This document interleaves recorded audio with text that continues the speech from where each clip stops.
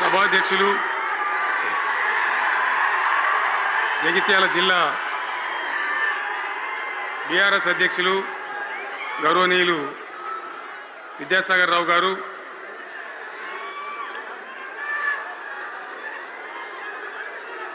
గౌరవనీయమైన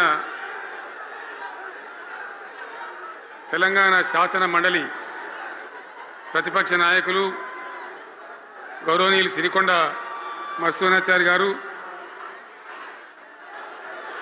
శాసన మండలి సభ్యులు ఎల్ రమణ గారు, దేశపతి శ్రీనివాస్ గారు, శాసనసభ్యులు మాజీ మంత్రివర్యులు గంగుల కమలాకర్ గారు, కోరుట్ల ఎమ్మెల్యే డాక్టర్ సంజయ్ గారు, హుజురాబాద్ ఎమ్మెల్యే పాడి కౌశిక్ రెడ్డి గారు, జనగామ ఎమ్మెల్యే గౌరవనీయులు పల్లా రాజేశ్వర రెడ్డి గారు, ఇదే ప్రాంతానికి చెందిన మరో మాజీ మంత్రివర్యులు గౌరవనీయులు కొప్పుల ఈశ్వర్ గారు, పేర్లు చాలా ఉన్నాయి, తెల్లారితో చదవానంటే.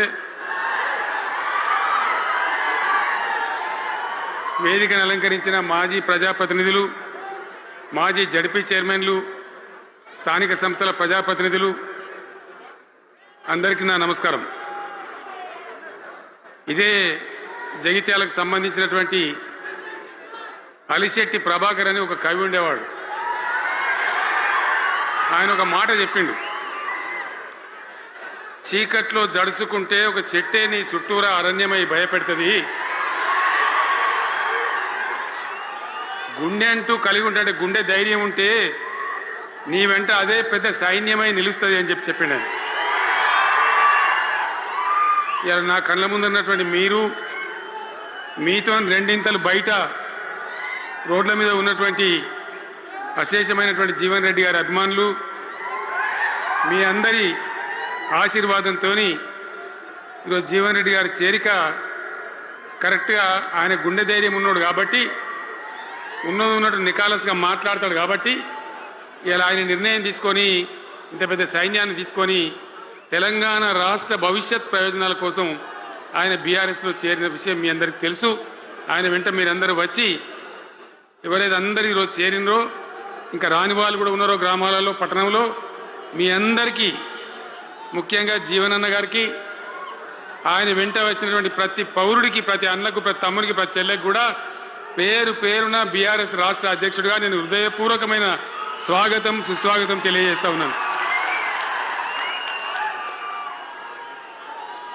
జీవన్ రెడ్డి గారి గురించి నేను ఎక్కువ చెప్తే మాది మేమేదో డబ్బా కొట్టుకున్నట్టు అవుతుంది. ఎందుకంటే ఆయన గురించి మీ లోపల తెలియని వాళ్ళు ఎవరు లేరు ఇక్కడ.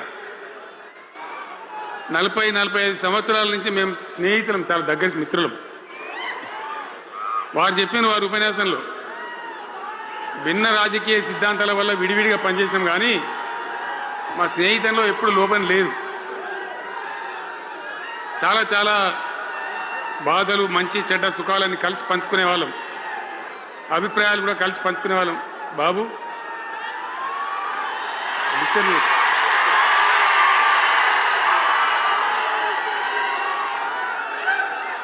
మంది లొల్లి పెట్టడం కూడా కాదురా వారు.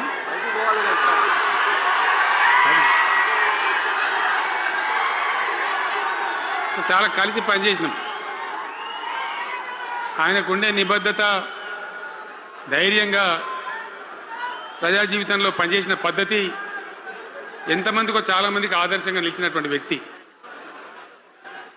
జగిత్యాల్లో ఆయన పుట్టి పెరిగి రాజకీయంగా చాలా పెద్దవాడు అయినాడు మీ అందరి దీవెనతో. కానీ ఒక జగిత్యాల్లోనే కాదు, ఆయనకు పాత కరీంనగర్ జిల్లా వ్యాప్తంగా, అట్టనే పొరుగున ఉన్నటువంటి అనేక జిల్లాలలో చాలామంది జీవన్ రెడ్డి గారి అభిమానులు ఉన్నారు. చాలా మంది. మీరు లొల్లి పెట్టకుండా మీ ఫోటోలే బయటికి పోతున్నాయి. అది లైవ్ టెలికాస్ట్ ఉంది, దానిలో మీ బొమ్మలు టీవీలో కనబడుతున్నాయి మీ ఇంటికాడ. లొల్లి పెట్టకుండా ఇక సెట్ అయిందా?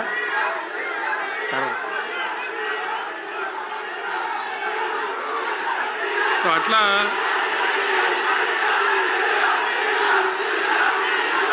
ప్లీజ్ ప్లీజ్ ప్లీజ్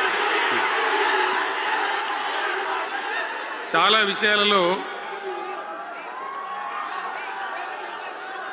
ఆయన ఎంతోమందికి ఆదర్శంగా నిలిచినాడు, పనిచేసినాడు. ఈ ప్రాంతం గురించి తన ప్రాణం పెట్టి పనిచేసినాడు.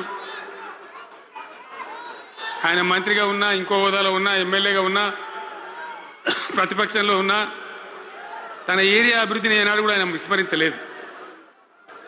లేకపోతే అన్ని పర్యాయాలు మీరు ఎందుకు గెలిపించారు?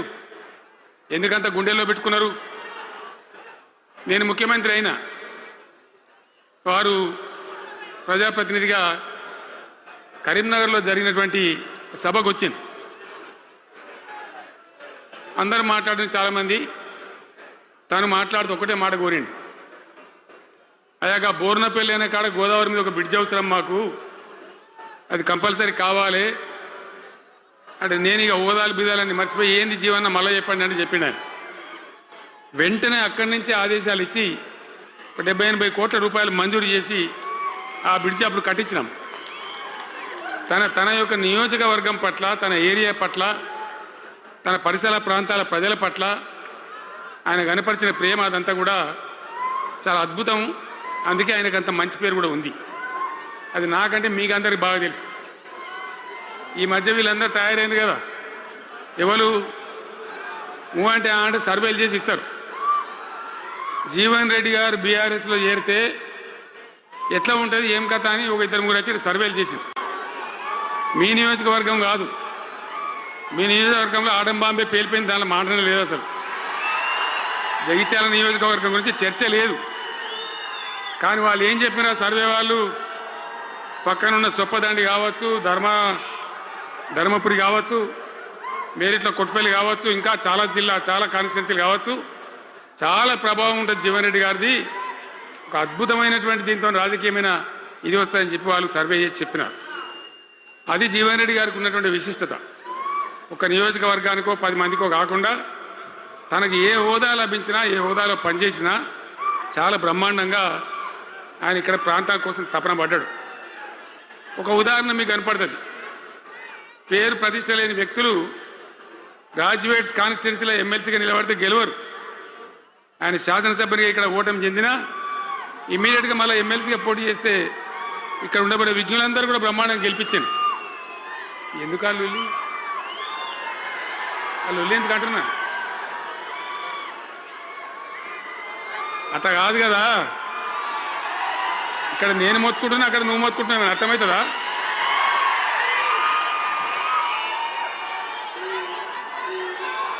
ఏయ్ ఆగవా బాబు,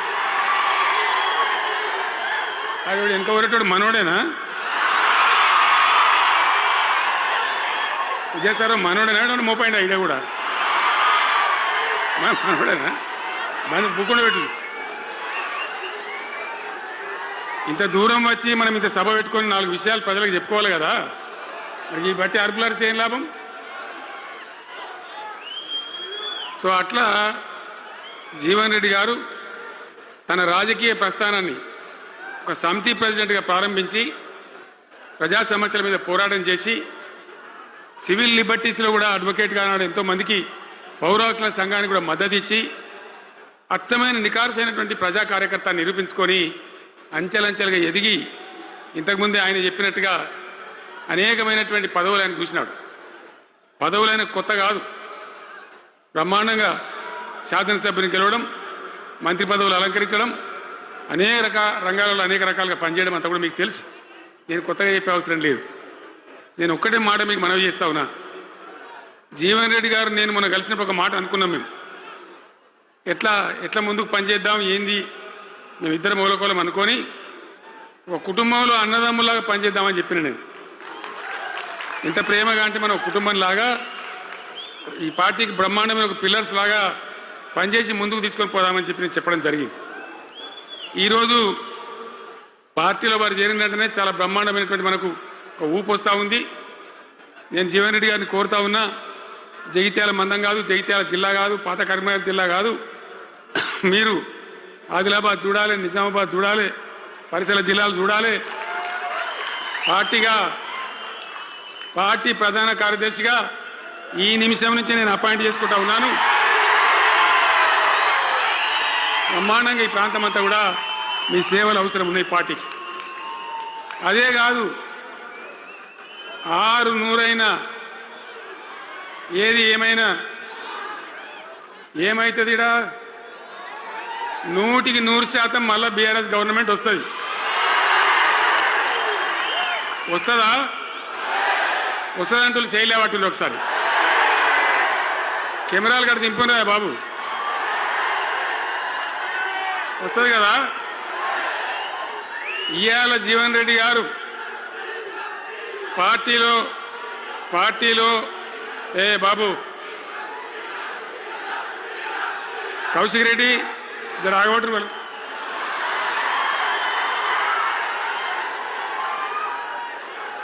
పార్టీలో పనిచేసి పార్టీ కోసం సేవ చేయడమే కాదు, రేపు భవిష్యత్తులో బీఆర్ఎస్ గవర్నమెంట్ ఏర్పడిన తర్వాత కూడా బ్రహ్మాండమైన పదవిలో ఆయన అద్భుతమైన సేవలు మీ జిల్లా మొత్తానికి అందించబోతాడు. తెలంగాణ రాష్ట్రానికే ఆయన సేవలు అందించబోతాడు. ఇది నా మాట, కేసీఆర్ మాట అని నేను జగిత్యాల గడ్డ మీద చెప్తా ఉన్నా. నేను ఎక్కడన్నా మాట ఇచ్చినాడే తప్పలే. కాబట్టి జీవన్ రెడ్డి గారిని మీరు జగిత్యాల మందం మీరు యుద్ధం చేయాలి. యుద్ధం చేసేదానికి ఆయన ముఖాబిలా మనిషే లేడీడా, మీరు సరిపోతారు. ఆయన నాకు అప్పచెప్పాల బయట పనిచేయడానికి. కరెక్టే కదా? అట్లే చేద్దామా? అట్లే ముందుకోదామా? జగిత్యాల యుద్ధం మీ వంతు, తెలంగాణ యుద్ధం మా వంతు. ఓకే కదా?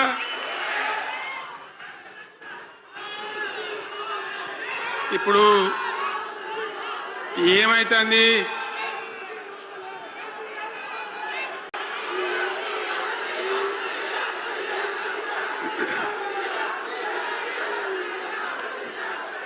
గింతే మనది మనం అనుకొని పోదాము. మరిగా బంద్ చేయండి బాబు. మీరు ముందుపత్తులకు చెప్పండి వాళ్ళకు. తెలంగాణ చాలా భయంకరమైన పరిస్థితులలో ఉండే, దుఃఖం వచ్చేది, ఏడుపు వచ్చేది. ఎమ్మెల్యేలుగా ఉన్నా ఏం చేయలేని పరిస్థితి. ఆగమాగం అడివేడివి కదా. ఎట్లా ఉండే తెలంగాణ మనం చూడలేదా? తెలంగాణ రాకముందు ఎంత భయంకరమైనటువంటి బాధలుండే, ఎంత కష్టం ఉండే. ఎవడన్నా తెలంగాణని మాట్లాడేవాడు ఉండేనా? అసెంబ్లీలో, అక్కడిక్కడ కాదు, అసెంబ్లీలో కూడా ఒక ఆయన పాపం ప్రణయ్ భాస్కర్ అని వరంగల్ ఎమ్మెల్యే ఉండే, ఏదో విషయంలో ఆయన మాట్లాడబోతే, తెలంగాణని మాట్లాడబోతే, తెలంగాణ గిలంగాణ జాంతానే మాట్లాడదా, ఏది అసెంబ్లీలో తెలంగాణ అనద్దు అని నిషేధం. అంత భయంకరమైన వివక్ష, అంత భయంకరమైన దాడి, మన భాష మీద దాడి, మన బతుకు మీద దాడి, మన నీళ్ళ మీద దాడి, మన ఉద్యోగాల మీద, మన వనరుల మీద, మన ఆస్తుల మీద మొత్తం దోపిడీ చేయడం తప్ప ఇక్కడి ప్రజలను బికారీలాగా వదిలిపెట్టినారు. రైతాంగం ఆగమాగం అయిపోయి చెట్టుకోలు గుట్టకోలు అయిపోయి, ఇంత ఎస్ఆర్ఎస్పి కాలువ ఉన్నటువంటి మెట్టిపల్లి, జగిత్యాల, సొప్పదండి ఇట్లాంటి ప్రాంతాల నుంచి కూడా దుబాయ్కి, బొంబాయికి వలసలు. పాలమూరు జిల్లా అయితే భయంకరమైన వలసలు. ఎంతకు పోయింది తెలంగాణ అంటే, కొన్ని పార్టీలు సరే వాళ్ళు చేసింది మంచిదా చెడ్డదా పక్కకు పెడితే దుఃఖం వచ్చేది, బాధ కలిగేది, ఆవేశం రగిలేది. మహబూబ్నగర్ జిల్లాలో 190 మంది యువకులు వలస. బతకానంటే బతకపోవాలి, ఆడ బతుకు లేదు. ఉన్న ముసలోళ్ళకు, ముడిగోళ్ళకి ఇంత డబ్బులు వాళ్ళు పంపిస్తే కంట్రోల్ బియ్యం కొనుక్కొని తిని బతకాలి. అందులో కొంతమందికి అందకపోతే కొన్ని పార్టీల వాళ్ళు మేమేదో గొప్పతనం చేసామన్నట్టు గంజి కేంద్రాలు పెట్టేది. గంజి కేంద్రాలు గుండెలు రగిలి, నా తెలంగాణ గంజి కేంద్రాలు అంటే ఎవడో గంజి పోతే బతకాలన్నట్టు అంత అధ్వాన స్థితికి తెలంగాణ దిగజార్చిండ్రు. అది కాంగ్రెస్ ప్రభుత్వం కావచ్చు, టీడీపీ ప్రభుత్వం కావచ్చు. తీయటి పుల్లటి మాటలు చెప్పుడు తప్ప కసికెట్ నీళ్ళు తెచ్చియలే, మంచినీళ్ళు ఇయ్యలే, కడుపు నిండా కరెంట్ ఇయ్యలే, ఏది లేదు. అంత పట్టిదే గ్యాస్. మాట్లాడు, చెప్పుడు, మోసం చేసి పోవుడు. మనం గొర్రెల్లాగా, మన దగ్గర అడిగే నాయకులు లేడు, నిలదీసేవాళ్ళు లేడు, అందరు కట్టుబానిసలు అయిపోయారు. ఆ పరిస్థితులలో మూనిగే నక్క మీద తాటికాయ పడ్డట్టు ఆనాడున్న ముఖ్యమంత్రి చంద్రబాబు నాయుడు కరెంటు ఛార్జీలు పెంచాడు, భయంకరంగా పెంచాడు. తెల్లారి నేను ఒక ఉత్తరం రాసిన, నీ కరెంటు ఛార్జీల పెంపుదల వాపసు తీసుకో, లేకపోతే ఈ సమైక్య రాష్ట్రంలో మాకు న్యాయం జరగదని నేను ఉద్యమానికి పోవాల్సి వస్తుంది, తెలంగాణ కోసం కొట్లాడాల్సి వస్తుందని చెప్పి రాష్ట్రం ఆయన తీసుకోలే. కొంతమంది రైతులు పాపం పోరాటానికి వచ్చారు. మీరు కొత్త వాళ్ళు చూడకపోవచ్చు కానీ చాలా పాత వాళ్ళకి తెలుసు.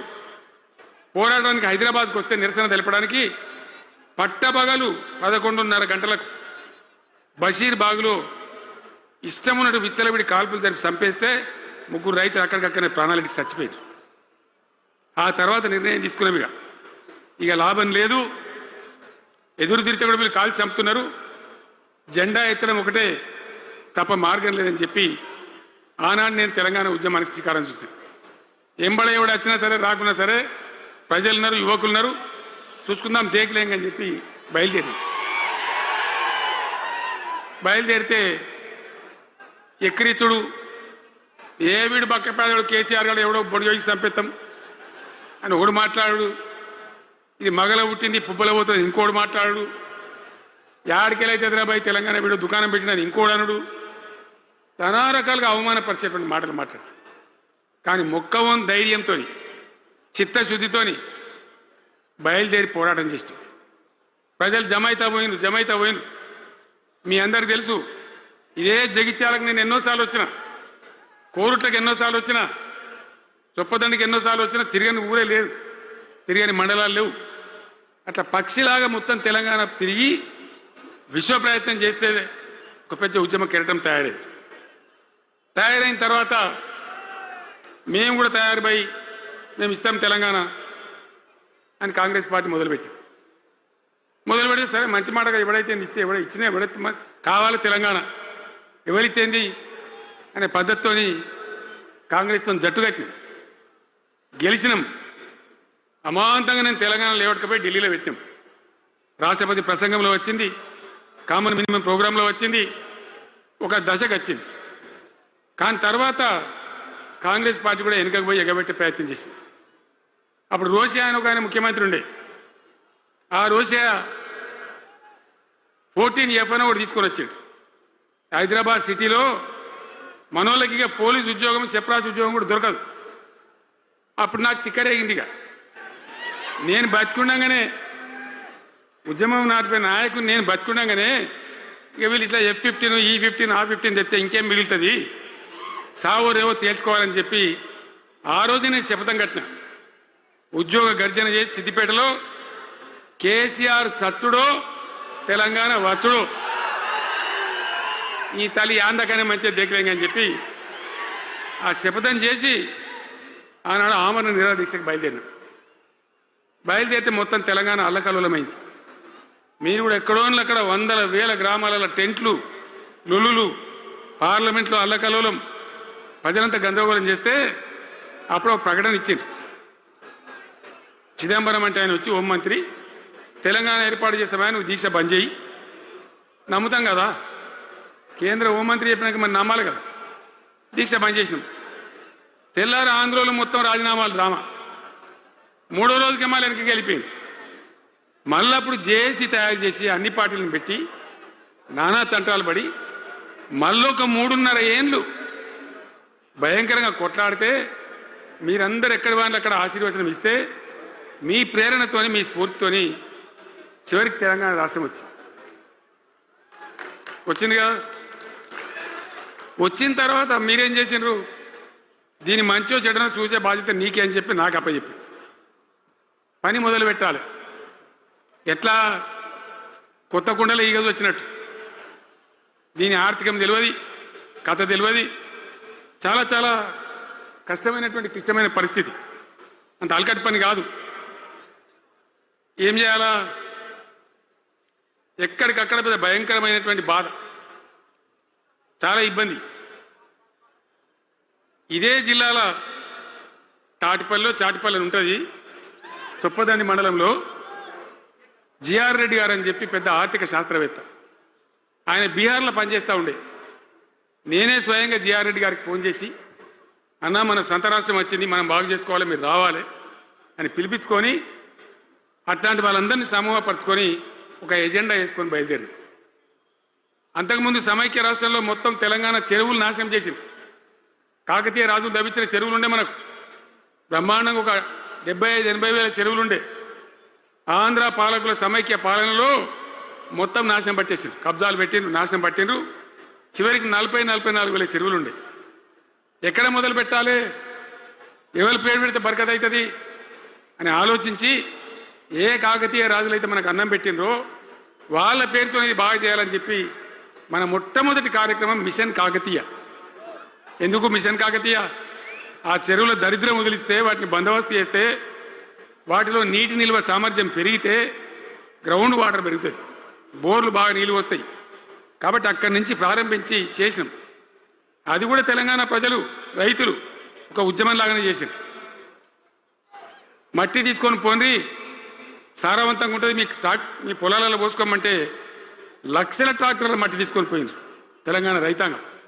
అన్ని గ్రామాలలో ఒక విప్లవం లాగా ఆ మట్టి తీసుకొని పోయి వాళ్ళ భూములలో పోసుకొని కూడా బ్రహ్మాండంగా చేసింది. అక్కడి నుంచి మొదలుపెట్టినటువంటి ప్రస్థానం 10 ఏళ్లలో ఎన్ని చేసినామో మీరు చూసారు.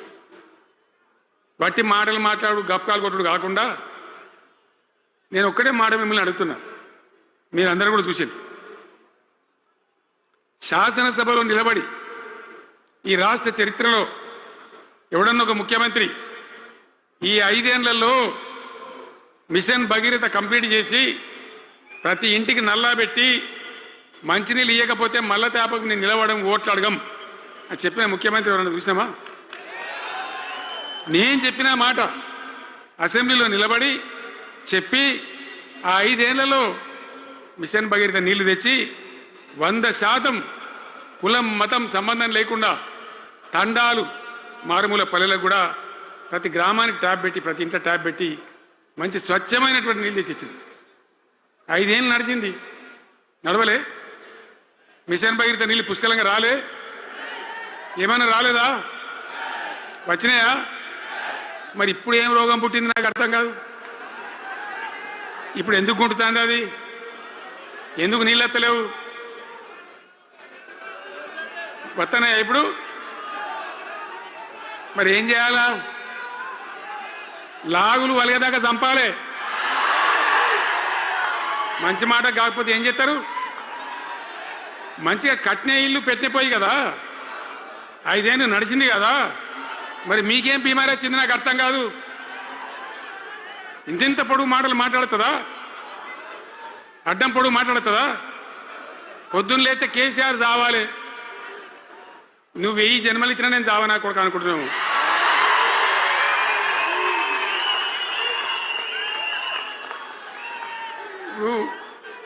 ఉట్టి మీద దాచిపెట్టింది, మన ఇళ్ళలో దాతారు కదా, ఏది ఉట్టి ఉట్టి అని ఉంటుంది. ఇప్పుడు మీకు తెలుసో లేదో కానీ ఇప్పుడు ఈ మధ్యలో ఫ్రిడ్జ్లు మోపోయిన మునుపు ఉట్టి అనేది ఉంటుండే.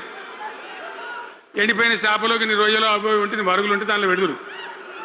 పిల్లికి అందదా ఉట్టి, కింద కూసుకొని శాపం పెడతా ఉంటుంది, తెగాలే పడాలి, తెగాలే పడాలి. పిల్లి శాపానికి ఉట్టి తెగుతుందా? మరి విధవారు కేసీఆర్ రావాలంటే కేసీఆర్ దత్తడా? మీ దీవెన, మీ ఆశీర్వచనం ఉంటే జీవన్ రెడ్డి గారు అన్నాడు, నాకు 75 ఏళ్ళు వచ్చినాయి. జీవన నేను చెప్తున్నా, నాకు కూడా 72 వచ్చినాయి. నీ వెనకనే నేను కూడా లైన్లోనే ఉన్నా. నేను ఒక్కటే మాట చెప్తున్నా, ఈ మా దేశభాష శ్రీనివాసేమో నాకు ఇంత పెద్ద కట్ట రాసి ఇచ్చాడు, నువ్వు మాట్లాడాలి ఇవన్నీ. నేను ఇక్కడ దరిద్రం పోయేదాకా,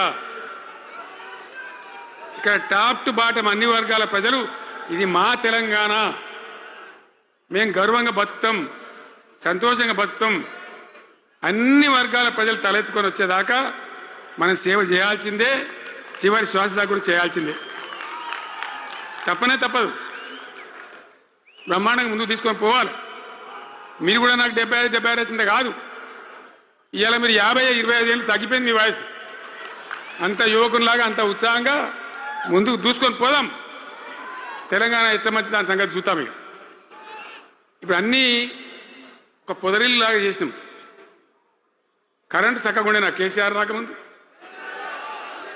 కరెంటు ఉండేనా? కేసీఆర్ ఉన్న రోజులు మంచిగా ఉండేనా? మరి మళ్ళీ ఇప్పుడు ఏం రోగం వచ్చే, ఏం బీమారు వచ్చే? కరెంటు కాకెత్తుకొని పోయిందా? ఆనాడు 7,000 మెగావాట్లుంటే ఒక ఏడాది లోపల మంచిగా చేసి 24 గంటల కరెంట్ ఇచ్చినాం, ఒక క్షణం కూడా పోకుండా. ఎప్పుడైనా రిపేర్ అవుతుంది తప్ప, టెక్నికల్ ప్రాబ్లం అవుతుంది తప్ప పోకపోతుండే. అంత మంచి పవర్ సప్లై చేసినాం. దాని తర్వాత యాదాద్రి, భద్రాద్రి ఇంకా చాలా కొత్త సబ్స్టేషన్లు నిర్మాణం చేసినాం, జనరేటింగ్ స్టేషన్లు పెట్టినాం. 20,000 మెగావాట్లకు తీసుకొని పోయినాం. ఏది దరిద్రులకు రాజ్యం అప్పయ్యే ముందు 20,000 మెగావాట్లకు తీసుకొని పోయినాం. మరి ఏం రోగం వచ్చింది, ఏం బీమారి వచ్చింది, ఎందుకు ఇబ్బంది పెడుతున్నారు? అనేక చోట్ల రైతుల పొలాలు ఎండుతున్నాయి, పేపర్లలో ఫోటోలు వస్తున్నాయి, టీవీలలో వస్తున్నాయి, జనం ఏడుస్తున్నారు. ఎందుకు ఈ బాధ కలుగుతూ ఉంది? ఇది ఆషామాషి వ్యవహారం కాదు, ఇది జీవన మరణ సమస్య, మన బతుకు తెరువు సమస్య. ఓట్లు వేసేటప్పుడు నేను సిల్కలకు చెప్పినట్టు చెప్పిన, ఉల్టా పల్టా ఎటు పడితే అటు వేయకుండా దెబ్బతింటారని చెప్పిన. నా మాట ఇన్నోడు ఇనలే. ఇప్పుడు ఏమైంది, ఏం జరుగుతుంది? ఆ రోజు నేను చెప్పిన, వీళ్ళు కనుక గెలిస్తే ఈ దుర్మార్గులు, వీళ్ళ గుండె లోపల తడి లేదు, వీళ్ళు రైతు బంధుకు రామ్ రామ్, దళిత బంధుకు జై భీమ్. అయిందా? అట్లే పక్క ముచ్చట నేను ఇది. ఇక ఇవాళ ఇప్పుడు జీవన్ రెడ్డి గారు చెప్పిండు, కాంగ్రెస్ వాళ్ళు సభ పెట్టినాడు, కాటారంలో బుడరంలో పెట్టినాడు, ఆడ పైసలు ఎత్తారట. ఇది ఒక్క తేపకేసే రైతు బంధు నెలకొకిస్తా, ఎకరానికా అంటే 2 నెలలకు ఒక ఎకరానికి అంతేనా? 6,000 వేసినాం, మా అంత సిపాయిలని బొచ్చ కొట్టుకుంటారు. ఆనాడు ఎట్లా పడేది రైతు బంధు? 10 రోజుల గ్యాప్లో మొత్తం రైతులకు వచ్చేసేది. టంగ్ మన సెల్ ఫోన్ మోగుతుండే, మంచిగా టింగున పోయి బ్యాంకుకి వెళ్ళి తెచ్చుకుంటుండే. ఎక్కడ పోయి మరి? ఏం మాట్లాడిండ్రు? ఉరుకుని బ్యాంకులో పోయి 2 లక్షలు 3 లక్షలు లోన్ తెచ్చుకొని తెల్లారే ఆనాడే సంతకం పెడతాం, లోన్లన్నీ మాఫీ అయినాయా? ఇట్లా అడ్డగోలు నోటికొచ్చిన మాటలు చెప్పి, ఇష్టం వచ్చిన కథలు చెప్పి అర్రాసు పాడబడినట్ట. కేసీఆర్ 10,000 ఇస్తాడా, మేము 15 ఇస్తాం. పెన్షన్లు 2,000 ఇస్తాడా, మేము 4,000 ఇస్తాం. వికలాంగులకు 4,000 ఇస్తాడా, మేము 6,000 ఇస్తాం అనే వరకల్లా మన వాళ్ళు మోసపోయి. నేను చెప్పిన, ఇది మోసంరా నాయన, గోసపడతాము, ఇది అయ్యేది కాదు, ఆర్థిక పరిస్థితి లేదు అని నేను చెప్పిన. ఆ రోజే మీటింగ్లలో చెప్పిన. కానీ కొద్దిమంది ఆశపడితే ఏమైంది, 1.7%తో బీఆర్ఎస్ ఓడిపోయింది. మనం కూడా 39-40 ఎమ్మెల్యేలు గెలిచినాం, ఇంకో 10 మంది కొద్ది తేడాతోనే ఓడిపోయింది. అయితే 1.7% తేడాతోనే బీఆర్ఎస్ ఓటమి పాలైంది. సరే, మంచి మాట. మరి వచ్చిన ప్రభుత్వం పనిచేయాలి కదా, వాళ్ళకు కూడా అవకాశం ఇవ్వాలి కదా. సరే, మన దానిలో వాడో వీడో కొంత దుంకులాడినా నేను మాట్లాడలే, నీ బయటికి రాలే, తక్కువ 1-2 సార్లు తప్ప రాలే. వాళ్ళకు కూడా ఛాన్స్ ఇవ్వాలి, అవకాశం ఇవ్వాలి. మనం ఎక్కసంతో ఉండొద్దు, చేయని ఏం పరిపాలన చేస్తారో చేయని, మంచిదే కదా అని చెప్పి అనుకున్నాం. మరి ఇది ఏమైతుంది? ఎక్కడ చూసినా చిల్లర మాటలు తప్ప ఒక్కటన్నా నిర్మాణాత్మకమైన కార్యక్రమం ఉందా? ఒక్కటన్నా ఏదైనా గొప్ప స్కీమ్ మొదలుపెట్టినరా? ఒక పొదరిల్లులాగా వడ్డించిన విస్తరలాగా తెలంగాణ మీకు అప్పచెప్పింది. ఎన్నిటల్లో నంబర్ 1 తెలంగాణ. మంచినీళ్ళ సప్లైలో నంబర్ 1, కరెంటు సప్లైలో నంబర్ 1, పర్ క్యాపిటల్ తలసరి ఆదాయంలో నంబర్ 1, రాష్ట్ర స్థూల ఉత్పత్తి జిఎస్డిపిలో నంబర్ 1. ఎన్నిట్లలో కేంద్ర అవార్డు రావాలి. అంత బాగా చేసిన తెలంగాణ 2.5 ఏళ్ళల్లో ఇలా ఎవ్వని మాట్లాడించిన రైతులను మాట్లాడితే గొడవ వైడుతున్నారు. నాశనం అయిపోయిందన్న, చెడగొట్టుకున్నాం, మా చెప్పుతున్నాం, మేమే కొట్టుకుంటాం ఓటును వాళ్ళు. కొంతమంది బాధపడి. ఎందుకు? ఎంత మంచిగా కడుపుల చల్లగదలు కూడా రైతులకు ఎట్లుండే, ఎంత బాగుండే. కరెంటుకు బాధ ఉండేనా, నీళ్ళకు బాధ ఉండేనా? యూరియా బస్తాలు ఇయ్యే శాతం అయితే లేదా ఈ ప్రభుత్వానికి? యూరియా బస్తాలు కావాలి రాబోయే అంటే యాప్ పెట్టినే ఉంటాడు. దుకాణంలో లేకపోతే యాప్లోకి వెళ్తాయా? ఈ దమ్ముంటే తెచ్చి దుకాణంలో పెట్టాలి, కానీ ఆ యాపులు పట్టుకొని తిరిగితే కాళ్ళకు వాపులు వస్తాయి. బస్తాలు మాత్రం దొరుకుతలేవు. నిజమేనా నేను చెప్పేది? యాడ చూసిన ఎరువు బస్తాలు కూడా శాతం కాదు ఆఖరికి. అంతకుముందు కాంగ్రెస్ గవర్నమెంట్ ఉన్నప్పుడు అట్లే ఉండే, పోలీస్ స్టేషన్లో పెట్టి అమ్మిండ్రు యూరియా బస్తాలు. ఇవాళ మళ్ళా చెప్పుల లైన్లు, కాళ్ళకు వాపులు రావాలి. ఆటో రిక్షానికి చెప్తే 10 బస్తాలు వేసిపోరాబోయంటే పొలం కాడ వచ్చి ఎత్తుండే. ఇలా యూరియా కోసం ఇంత బాధన? ఇది ఎంత అసమర్థమైన ప్రభుత్వం, ఎంతగాని శాతగాని ప్రభుత్వం. అన్నిటికీ బాధనే కదా. బంగారం లాగున్న రైతులు ఎంత ఆనందంగా ఉండే. వానాకాలం పంటలు పండితే తడిసిన ధాన్యం కాడికెళ్ళి కొని మొత్తం బ్రహ్మాండంగా రైతులకు డబ్బులు బ్యాంకులు వేసేది, మధ్య దళారు లేకుండా. మా గంగుల కమలాకర్ వేసేది, చేయి మీద కూర్చున్నాడు సివిల్ సప్లైస్ మినిస్టర్గా, కొట్లాడి తీసుకుపోయి వేసేది. రైతులకు ముందుగా పోవాలి, వాళ్ళు పోయి మళ్ళీ సెకండ్కి పని చేసుకోవాలి. ధాన్యం అమ్మిన డబ్బులు వచ్చేది, ఇటు రైతు బంధు పైసలు వచ్చేది. రైతులు మోతాదు లేకుండ్రి, మంచిగా పని చేసుకున్నారు. ఇప్పుడు ఏమైంది? ఎరువు అనే యాపు, రైతు బంధు కోసం మొగులు చూడాలా, అది నెలకో ఎకరానికి వస్తుంది. ఇప్పుడు జగిత్యాల కేసీఆర్ సభ అంటే మళ్ళీ ఇలా పైసలు విడుదలన్నట్టు. రైతు బంధు రావాలంటే మళ్ళీ సభ పెట్టను అయింది. మూడో కిస్తీ రావాలంటే మళ్ళీ ఏమన్నా కేసీఆర్ సభ పెట్టాలి. ఇక అంతేనా? ఇది ప్రభుత్వమా? ఒక 75,000 కోట్లు ఇచ్చినాం మనం రైతులకు. 75,000 కోట్లు. మా పల్లరాజశేఖర గారు ఉన్నాడు ఎక్కడున్నాడు. ఇవి అయినప్పుడు రైతు బంధు అధ్యక్షుని ఉండే రాష్ట్రానికి ఎమ్మెల్యేగా లేకుండే ఈయననే నిలబడేపించింది. 73,000 కోట్ల పైచీలకు డబ్బులు అనాయాసంగా సునాయాసంగా రైతు ఖాతాలకు పంపించింది. ఇప్పుడు ఏం రోగం వచ్చింది, ఏం బీమారి వచ్చింది? అచ్చా, ఇంకో మాట మీరు నాకు చెప్పాలి. ఈ కాంగ్రెస్ సిపాయిలు ఏం మాట్లాడారు ఎలక్షన్లో? కేసీఆర్ అంటాడు చక్కగా చేస్తలేడా, మేము చాలా సిపాయిలము, చాలా అనుభవం ఉన్న పార్టీ మాది, బ్రహ్మాండంగా చేస్తాం, మీకు 6 చందమామలు 7 సూర్యులు పెడతామన్నారు అన్నారు కదా, ఆయన నరికినారు కదా. ఇలా రాష్ట్ర ఆర్థిక ఆదాయం ఎందుకు దిగజారిపోయింది? దయచేసి ఆలోచన చేయండి. కేసీఆర్ ఉన్నప్పుడు రియల్ ఎస్టేట్ ఎట్లా ఉండే, రైతుల భూముల ధరలు ఎట్లుండే,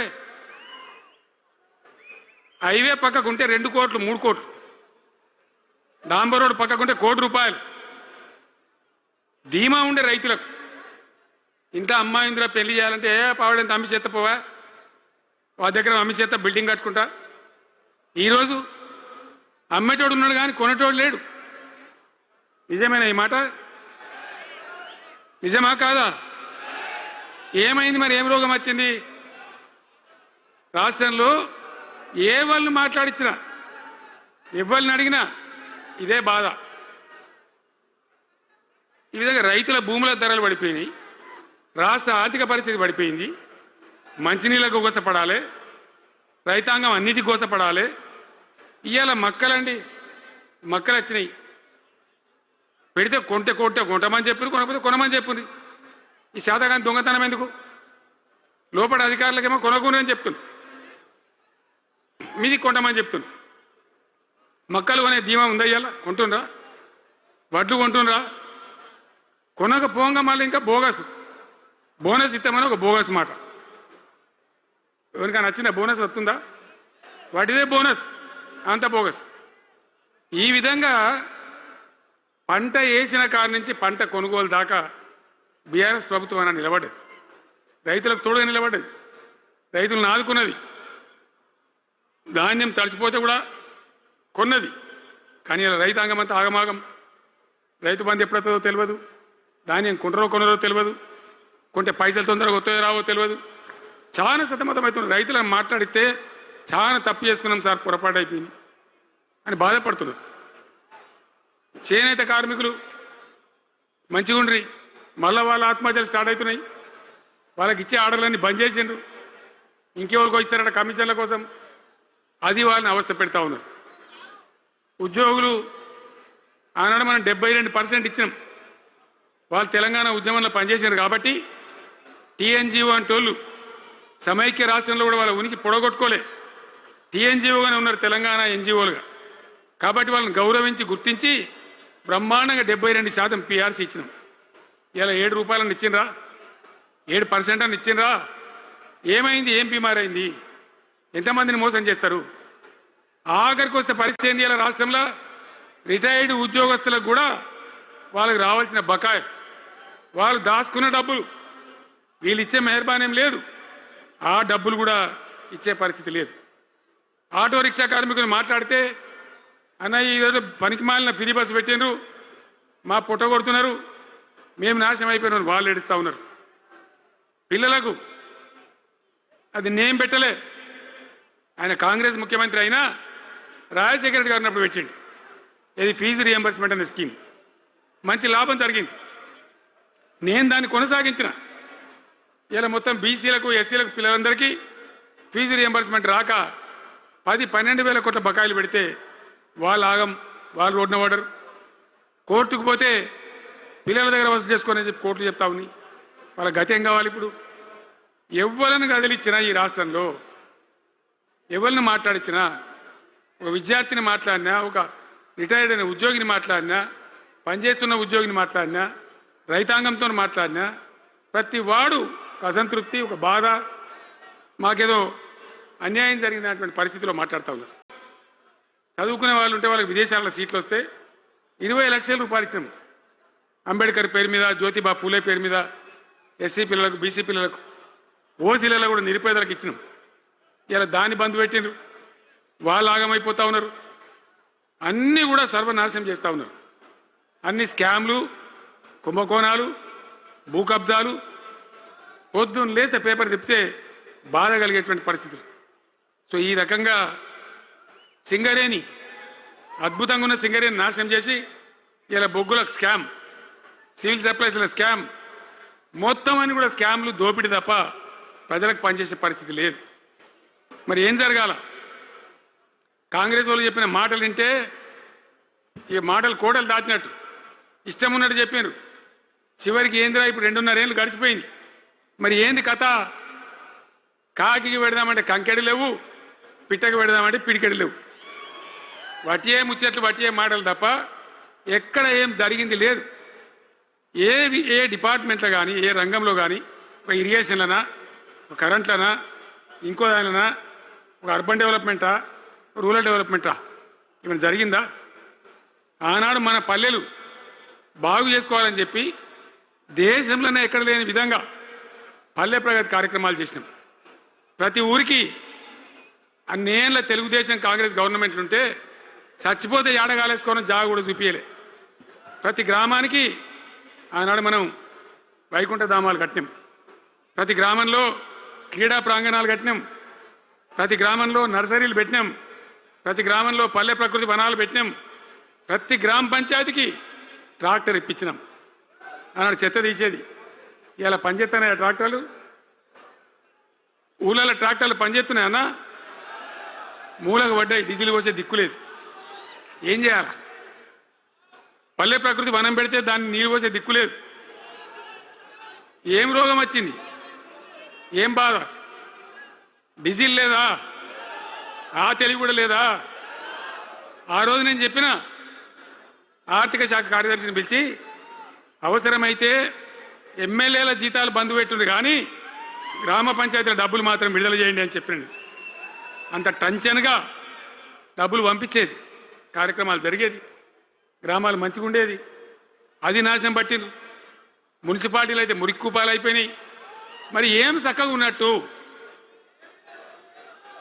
ఏం బాగున్నదన్నా?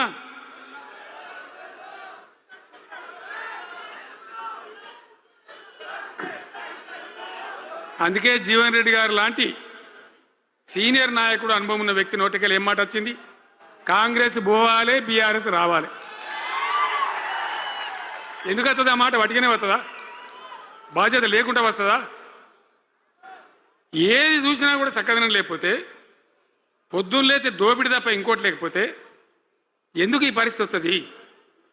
రాష్ట్ర ఆర్థిక పరిస్థితి నాశనం, ఉద్యోగస్తులు ఆగం, రిటైర్డ్ ఉద్యోగస్తులు ఆగం, విద్యార్థుల జీవితాలు ఆగం, ఆటో కార్మికుల జీవితాలు ఆగం. ఎవడు చక్కగా ఉన్నాడు?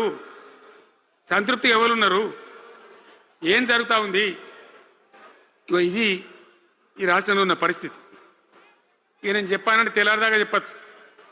నేను ఒకటే మీద మనవి చేస్తూ ఉన్నా, ఖచ్చితంగా మళ్ళీ ఎట్టి పరిస్థితులలో ఎవరు ఏమన్నా సరే ఖచ్చితంగా రావాలి. ఇంకా ఈ అందానికి ఒకటి బోడముడ హైడ్రాని తెచ్చిపెట్టింది. దానికి ఆ హైడ్రాకు ఆ పిసిసి ప్రెసిడెంట్ అని ఉంటాడు ఆయన, కాంగ్రెస్ కమిటీ అధ్యక్షుడు, ఆయన నిజామాబాద్లో పోయి చెప్తుండు, హైదరాబాద్లో హైడ్రా, నిజామాబాద్ కూడా తెత్తాం బిడ్డ, నిజామాబాద్లో నిడ్రా, రేపు జగిత్యాలలో కూడా జిడ్రా అంటాడు. ఇక అది ఏం కావాలి? మొత్తం పేదల కొంపలని కూల్చుడేనా? కేసీఆర్ రాజ్యానికి వచ్చినప్పుడు 3.5 లక్షల మందికి పేదలు ఎక్కడ ఉన్నారో అక్కడనే పట్టాలు ఇచ్చినాం. వాళ్ళని ఆగం చేయకుండా పాపం గరీబోళ్ళు 3.5 లక్షల కుటుంబాలకు హైదరాబాదు చుట్టుపక్కల వేరే పట్టణాల్లో కూడా పట్టాలు ఇచ్చిన వాళ్ళని బతకనిచ్చిన. ఇలా ఏం కూలగొట్టుడు? అది పుస్తకాలు కూడా తీసుకుని పోరాలు చదువుకునేటి అంతే గిరితమా? నేను ఒక్కటే మాట మనం చేస్తా ఉన్నా, గ్యారంటీగా బీఆర్ఎస్ గవర్నమెంట్ వచ్చేది ఖాయం. మొట్టమొదటి రోజులనే ఈ ఐటాంటోని ఎత్తి అవతల వరిస్తామని చెప్పి నేను మనవి చేస్తా ఉన్నా. తీసేయన్నా దాన్ని, ఐటాన్ తీసేయనన్నా? పక్క మాటనా? మళ్ళా మొదలు పెట్టిరా ఇక జరాగు, 5 నిమిషాలు అది అయిపోతుంది. హైడ్రాని పీకేసి మొదటి సంతకంతోనే తీసి చెరువులో వాడేస్తాం దాన్ని. ఇప్పుడు మనం చేయలేని 46,000 చెరువులు మంచిగా చేసినాం. ఏమన్నా గుడిసె కూడా కూలగొట్టినామా? ఇల్లు కూలగొట్టినామా? ఇదేమి ఇచ్చేంతరం నాకు అర్థం కాదు. మూసి అని దాని ఎంబడి వాడారు, దానికి ఆడ గరీబులు ఉంటారు పాపం. మూసి ఎంబడిన గరీబులను వాళ్ళని ఏమి ఏడిపించడు? పొద్దున్న లేతే వాళ్ళు నిద్రపోకుండా, వాళ్ళ కంటి మీద కొనుక్కు లేకుండా, అది ఎవడు చేసే ప్రాజెక్ట్ అయ్యేది కాదు, పీకేది అవుతుందా? 15,000 ఇల్లు కూడా కొడతారట. ధర్మమేనా అది? ఈ రకంగా ఒకటి పనికి మాలిన హైడ్రా తెచ్చి మూసి అది చెయ్యాలి, మూసి మంచిగా చేయాల్సిందే వద్దనేవాడు అన్నాడు. అన్ని వేల ఇల్లు కూడా కొట్టడం ఎందుకు నాకు అర్థం కాదు. అలా ఏం లేదు, భూములు కబ్జా పెట్టే రియల్ ఎస్టేట్ దందా తప్ప దానిలో ఏం లేదు. మూసి ప్రజల కోసం కాదు, నగర ప్రజల కోసం కాదు, ఈజీగా చేయగలిగిన దాన్ని, మామూలుగా చేయగలిగిన దాన్ని నాశనం బట్టి దాన్ని కథం పడతా ఉన్నా. ఏది చూసినా కూడా ఒక రకమైన దోపిడీ, ఒక రకమైనటువంటి గుండాగిరి, అరాచక వ్యవస్థతో ముందుకోతున్నారు తప్ప ప్రజా సంక్షేమాన్ని కాంక్షించి ఒక్క స్కీమ్ కూడా రాలే. ఇరిగేషన్ ప్రాజెక్టులు అన్ని పండబెట్టిరు. ఏం రోగం? ఒకనాడు కాకతీయ కాలువ మీద, మన వరద కాలువ మీద మోటార్లు పెడితే ఏం కోసాది? మా శంకరెడ్డి చెప్తా ఉండే ఇంతకుముందు, 1000 మోటార్లు పెట్టుకుంటే వచ్చి కోసుకపోదురు, లారీలు మోటార్లు ఎత్తుకపోదురు. ఇదే వరద కాలువ మీద కేసీఆర్ నన్ను రోజులు ఎవడన్నా మాట్లాడిందా? మాట్లాడలే. చివరికి ఏం చేసింది మీరు మంచిగా వినాలి. వీళ్ళు మామూలు పని చేస్తలేరు, మన జీవితాలకే బాంబులు పెడుతున్నారు. ఆ రోజు కూడా నరేంద్ర మోడీ ప్రధానమంత్రిగా ఉండే ఆయన ఏం చేసిండు? కరెంటు మోటార్లకు మీటర్లు పెట్టాలి, నువ్వు పెట్టాలి కేసీఆర్ అని నా మీద ఒత్తిడి. నేను చెప్పిన నా పానం పోయినా సరే, సచ్చినా సరే నేను మీటర్ పెట్టా అని చెప్పిన. పెట్టలే. 30,000 రూపాయలు కట్ చేస్తే నీకు అన్నాడు, కట్ చేసిండు. రాష్ట్ర ప్రభుత్వానికి వచ్చేటువంటి ఆదాయం 30,000 కోట్ల రూపాయలు వదులుకొని కూడా తెలంగాణలో నేను కరెంటు మీటర్ పెట్టనియలే. నేను ముఖ్యమంత్రి ఉన్నాను రోజు. ఇవాళ ఏం చేసింది తెలుసా వీళ్ళు మీకు? మీకు తెలియలే, మీరు అమాయకులున్నారు. ఢిల్లీకి పోయి ఒప్పుకున్నారు, ఒప్పుకొని ఏం చేశారు? అయ్యా బాంచని మీటర్లు పెడతాము, మాకు ఆ పైసలు ఇయ్యండి, కేసీఆర్ వద్దన్నారు కదా మేము తీసుకుంటాం అని ఆ డబ్బు తీసుకొని వీళ్ళే ఈ గవర్నమెంట్ పై సంతకం పెట్టి ఇప్పుడు మొదలైతే ఇక ఇప్పుడు వస్తాయి మీటర్లు. ఎదుర్కొందామా? మీటర్ల ఎదురుపాటును యుద్ధం చేద్దామా? కొట్లాడదామా? ఏమన్నాం మనం? నాకు అర్థం కాదు. రైతులు మంచిగా ఉండాలి, వ్యవసాయం మంచిగా ఉండాలి, పల్లెలు బాగుండాలి, వృత్తి పనులు బాగుండాలి. ఇప్పుడు యాదవులకు గొర్రెలు ఇప్పించినాం, ఇప్పుడు వస్తున్నాయి ఆ గొర్రెలు వినబడతలేదు, బంద్ అయినాయా? ఎందుకు బంద్ అయినట్టు? మరి దానికి ఏం రోగం వచ్చే? మరి ఎవరికి ఇచ్చినట్టు? చేపలు పట్టే వాళ్ళ కోసం చేప పిల్లలు వేసినాం, ఇప్పుడు వేస్తాను రా. మరి ఎవరికి చేసినట్టు? వృత్తి పని వాళ్ళకు ఉండదు, ఎవరికి ఉండదు. బీడీ కార్మికులు ఉన్నారు, నాకెవ్వరు దరఖాస్తు ఇయ్యలే, ఇవాళ అడగలే. అప్పుడప్పుడు మా తులమో చెప్పేది, అన్న వాళ్ళ పరిస్థితి బాగుండదు పేదరికంలోనని చెప్పేది. మా అంతటా మేమే ఆలోచించుకొని బీడీ కార్మికులకు పెన్షన్ తెచ్చినాం. మొత్తం భారతదేశంలో ఏ రాష్ట్రంలో ఇస్తారా? వాళ్ళకి పెన్షన్లు పెంచుతామని ఎగబెట్టినరా? వాళ్ళకు కాదు, ఎన్ని ఆశలు ఇంట్లో ఉన్న ఆడపిల్లకు 5 లక్షలు మహాలక్ష్మి అని పేరు పెట్టి 2500 నెలకిస్తామని ఇచ్చిండ్రా? రూపాయి వచ్చిందా? అట్లా ఎన్ని 6 గ్యారంటీలు, 420 హామీలు. స్కూటీలు ఎక్కడ బాయే? స్కూటీల్లో మనలే, ఇంకా స్కూటీలు ఎక్కడి? ఏమన్నా నచ్చినాయా? మరి నేను ఏమంటున్నా అంటే దయచేసి మీరు ఆలోచన చేయాల్సింది, ఇలా ఈ సభలో మాట్లాడుతున్నా మీరు వింటున్నాను కాదు, యావత్ తెలంగాణ వింటున్నది. తెలంగాణ ప్రజలందరికీ నేను కోరుతాను, నేను చెప్పిన నిజమా అబద్ధమా? ఏం జరుగుతూ ఉంది తెలంగాణలో? ఈ సందర్భంలో ఖచ్చితంగా ప్రజల మంచిని కోరే ప్రతి వాళ్ళు ఒకటి కావాల్సిందే, మళ్ళా తెలంగాణ పునర్నిర్మాణ యజ్ఞం మళ్ళా ప్రారంభం కావాల్సిందే. దాన్ని ఎవడు ఆపలేడు. జర గాచారం బాలేకపోతే దెబ్బతింటాం, అంత మాత్రం చేత ఆగిపోతామా? ఊకుందామా? పోరాటం చేయాల్సిందే, వీళ్ళని నిలదీయాల్సిందే. ఖచ్చితంగా తెలంగాణ పునర్నిర్మాణ ప్రక్రియ, ఆ యజ్ఞం మళ్ళా ప్రారంభం కావాల్సిందే. తెలంగాణ ప్రజలు గెలిచి నిలవాల్సింది. మొత్తం ప్రాజెక్టు పండబెట్టినండి. పాలమూరు ఎత్తిపోతల పథకం 90% పూర్తి చేసినాం, కొద్దిపాటి డబ్బుతో అయిపోతుంది. వలసల జిల్లా, కరువు జిల్లా వాళ్ళ నాశనం పట్టిండ్రు.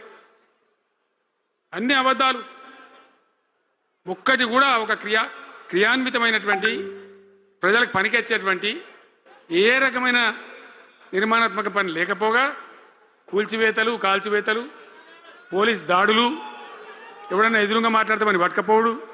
ఇది రాజకీయమా? ఈ రకమైన కథన? దయచేసి మీ అందరితోని నేను కోరేది ఒకటే, చాలా సంతోషం. నేను జగిత్యాలకు వచ్చిన సందర్భంలో జీవన్ రెడ్డి గారు వెంట మీరు తండోపతండాలుగా తరలి వచ్చాను.